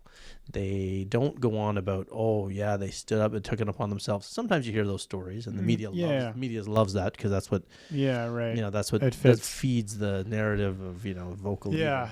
But you very often hear too from, if you're listening for it, that because that's a fairy tale that you're going to be able to fix everyone in that specific moment. It's not like you'll just know the words and you tell them, and then all of a sudden that person's and changed. Music will start playing in the background. So right, and that because we all need to go through.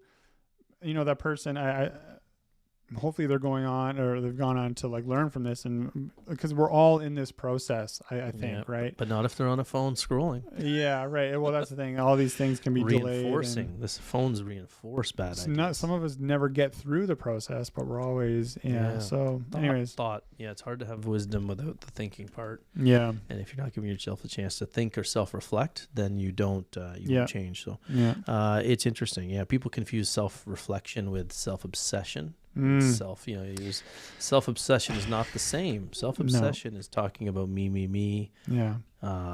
Self-reflection is thinking about, why am I doing that? Why do I? And very few people reach that stage.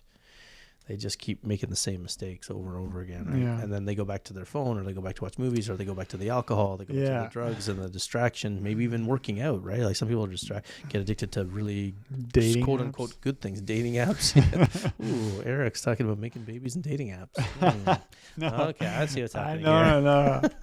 Tinder profile. Anyway, but yeah, I think there's a lot of good things we touched on here today, and I'm hoping that one of the biggest things people understood is that bad behavior is often rooted in pain, and that you can, if you understand that, that's a huge step in allowing you to not engage.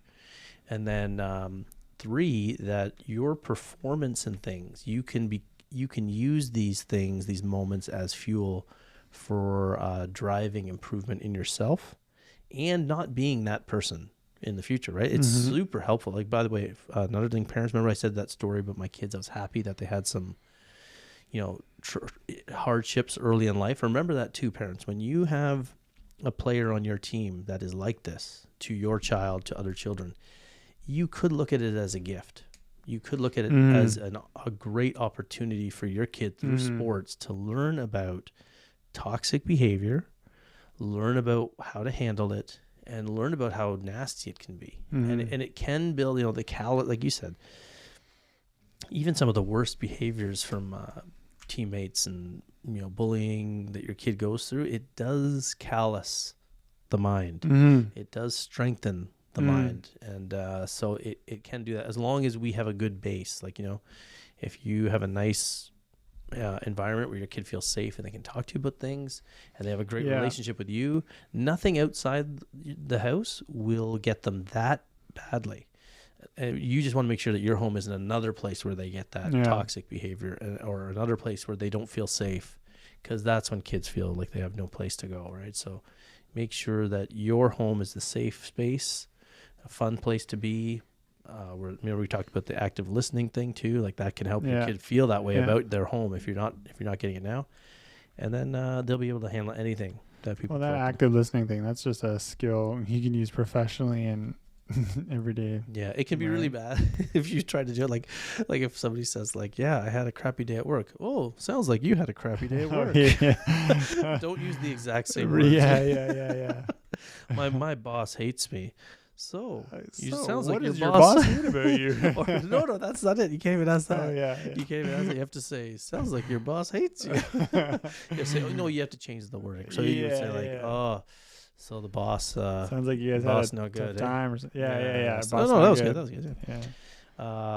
Okay, so I think that's good for this episode. We're Yeah. almost short of 2 hours, but as usual, another good topic that goes in different directions. And I think it's safe to say you never know what you're going to end up with on this show, right? Like if Yeah, if you I have listen- no idea. I have no idea. It just goes into these places, and it's good. It's good. It's like verbal diarrhea. It's wasting Let our us lives know. away. Yeah. Or is it wasting your life, the Mm. listener? Hey, if you're watching on YouTube, though, yeah, in the comments, tell us if you watched to the end. Because I don't know if anybody watched. I had no idea. I guess we're making it for Should us. we give away stuff?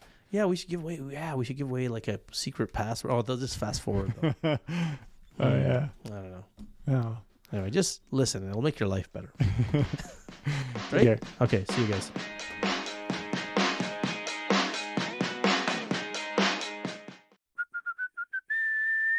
What's the big idea?